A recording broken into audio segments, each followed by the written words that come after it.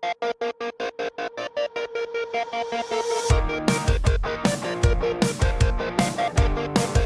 y'all, welcome to What Could Possibly Go Wrong, the podcast where two neurodivergent friends speak about the crossroads of deep anxieties, imagination, and humor. I'm here with my friend Lyndzy, make some noise for yourself, and maybe a quick introduction. My name is Lyndzy. I'm a teacher. I dabble in the martial arts and languages. I love the glittery, the shiny, the purple, and the macabre. And talking to my friend Ari. Ari. Hi, my name is Ariel. I'm a travel medical worker, van lifer, psychological enthusiast, and true crime connoisseur. And that's not to convince anybody that I have a minutia of intelligence on anything, but to say that 99% of what comes out of my mouth is the pure joy of listening to my own voice. So let us settle into our armchairs of our unpracticed and tattered pieces of psychological degrees and psychological problems, and let's examine what could possibly go wrong. So today, Lyndzy, I wanted to touch on a slightly personal subject of 5-year-old me discovering the world of vampires. And I knew at this point in my life that there were freaky monsters out there, right?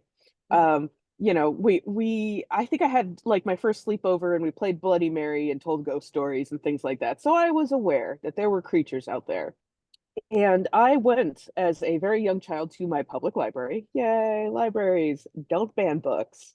Um, No.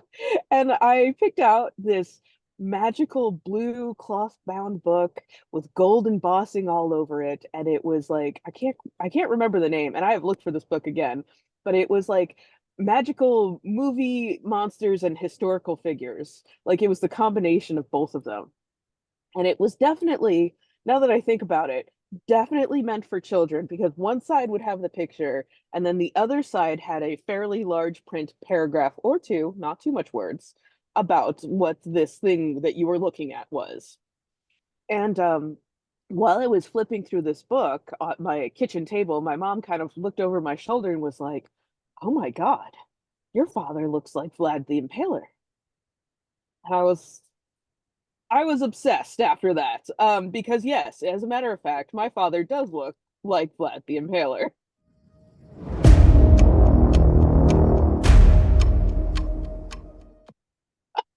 which probably also has a lot to do with the region of the world my family is from.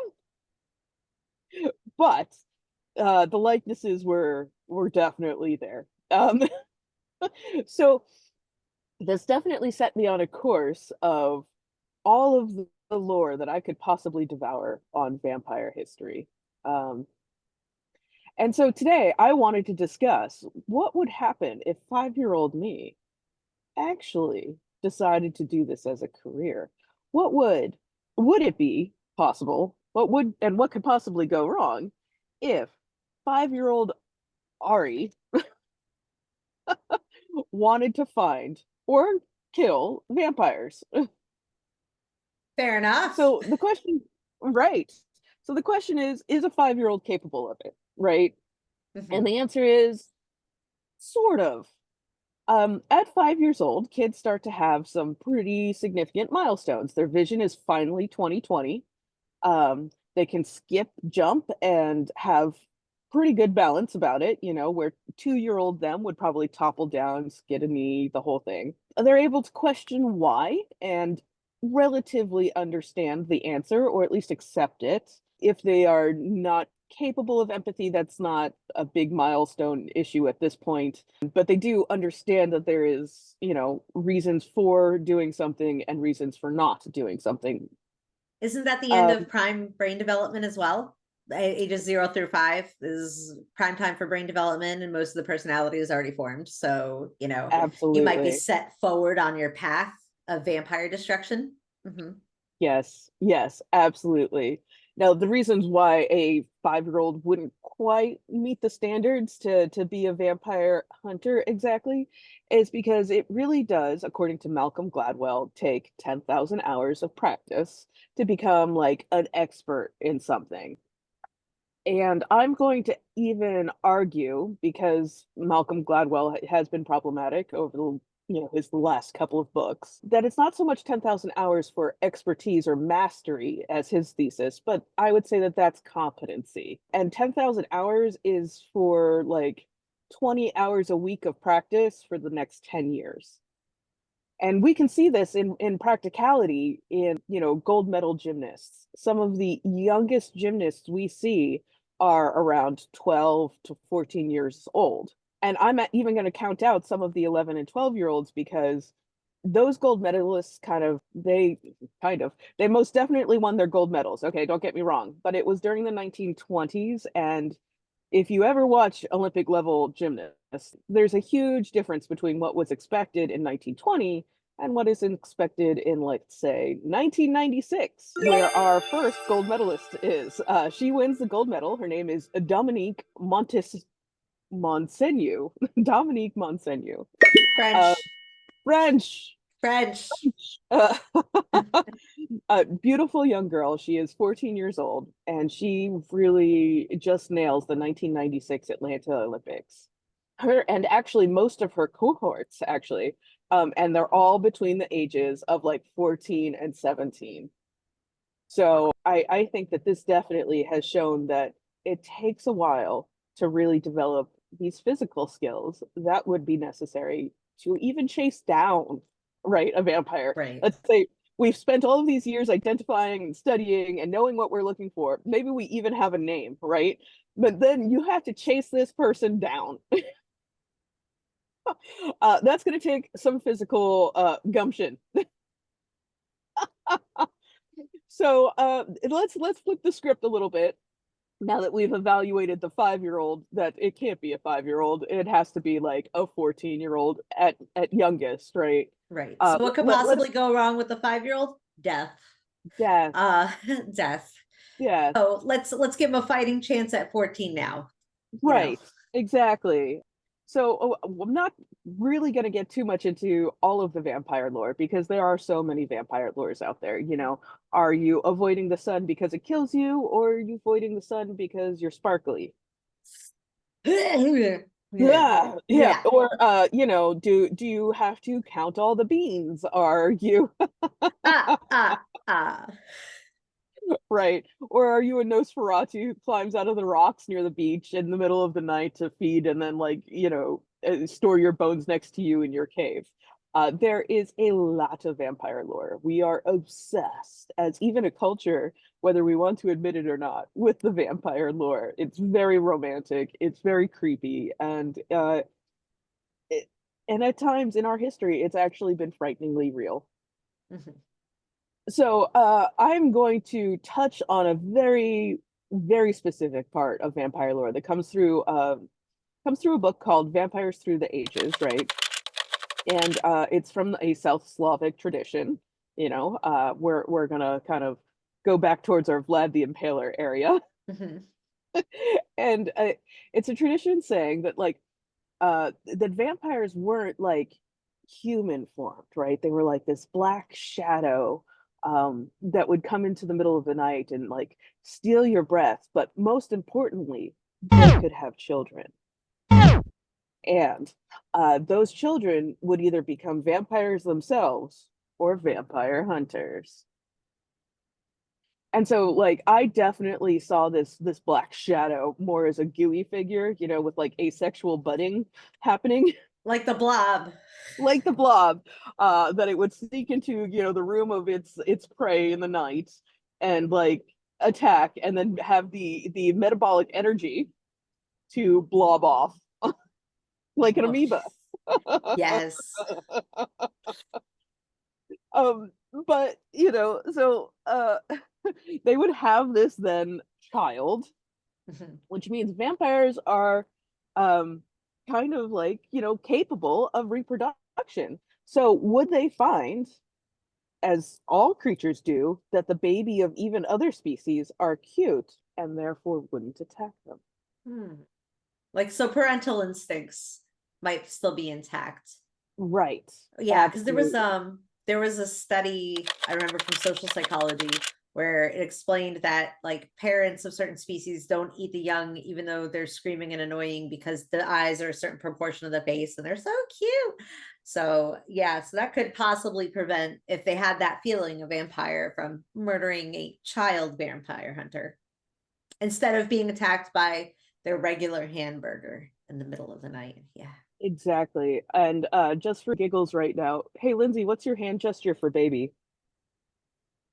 What's your hand gesture for Stop. something tasty? You know, that Okay. was pointed out to me when I was 19 and it still won't go away. It's the Italian in me. Baby and food are the same. I can't stop.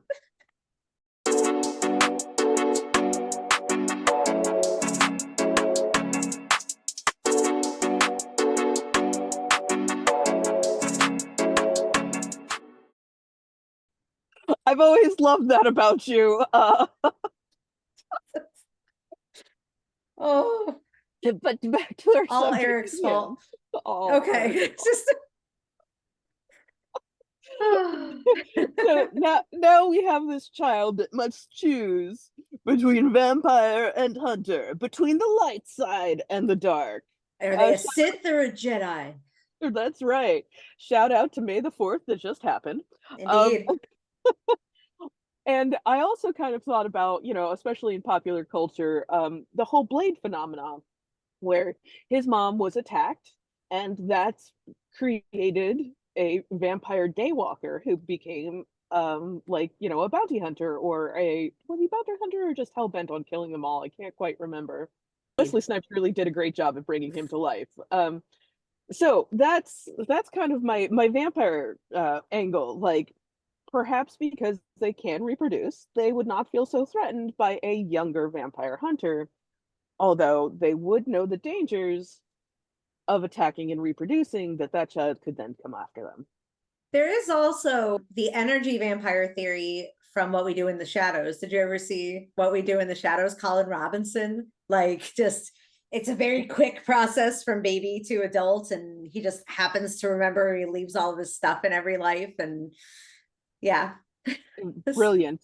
But yeah, Brilliant. you notice though, did they eat him? No, Laszlo's all like carrying him in a baby carrier and teaching him to tap dance and do all the things, and you know. That's right. Absolutely. Because, you know, like, I think even if you are eating the flesh of another creature, or even the blood for that matter of another creature to sustain your own life, you still have the ability to understand what a baby is.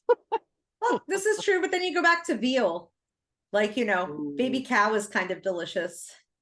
that's right. But I don't That's see the right. baby cow before I eat the veal. So there's that. Yeah, there Yeah. is that. And I think so in some of our previous conversations you mentioned that the Bram Stoker I'm going to call it. Yes, go ahead. You make your point. No, the Bram Stoker idea, his wives, he brings them a baby as a treat, you know, because baby innocent, oh no, baby, just food, you know, just, oh God, I fell right into that one. Yes, you did. Yes, you did. But Um, in Bram Stoker's Dracula, that's, yeah. so yes, that's, you know, that is definitely a coin flip. Are you going to be safe from a vampire if you're cute and baby enough, or are you veal? Are you a delicacy? Yeah. Right. So maybe like a wiry, muscular teenager wouldn't be as delicious as a veal child. Maybe there's less, you know, desire to attack that. Absolutely. I would think that there's less desire to attack anything that has the kind of mouth on it that I've heard some wiry teenagers have. So it's a little, Absolutely. it's a small deterrent sometimes, you know. Yeah. Sometimes you just got to walk away from the teenager because they're teenagery.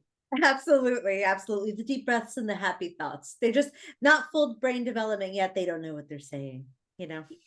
I think overall, what could possibly go wrong if your baby vampire hunter, not actually a thing, a concept, mouthy teenager vampire hunter might have some survival skills if they're annoying enough.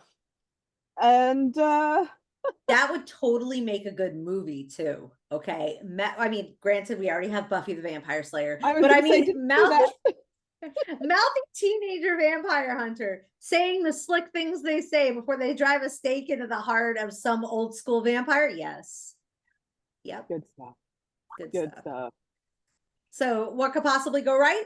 Epic movie series. Yeah. Not the Buffy cheerleader-esque vampire, but the smart mouth today's vampire hunter teenager would be interesting. Like if Bella had a backbone. Yeah.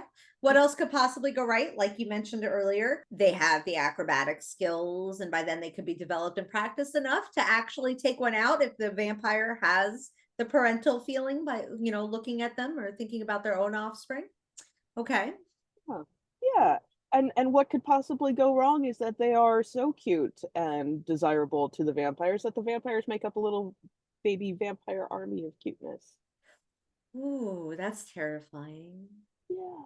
Like, if my whole period was vampires, I don't know if I'd make it. But they probably still would need a teacher.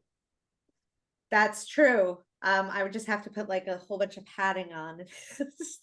Petting and garlic perfume, my dear. Yep, just some roll on garlic on the way in the room. I'm about Axe perfume all the time, so I would just have to overpower that with some garlic. Yeah. Yeah. Oh, maybe Axe is the future garlic. Oh, wait. I beg to differ. Axe is the vampire hunter repellent. Okay, that's what it is. Must be. Especially the Must blue be. axe. Why do they all like the blue axe? I have no idea. I don't know. Well, now that we're completely off track, Okay. I guess I'll see us off. Thanks for joining us for this episode of What Could Possibly Go Wrong. I hope you enjoyed the rapid trails and hopeful hilarity of when intrusive thoughts meet reality. Stay safe and remember to ask for help if you need it. Bye. Bye.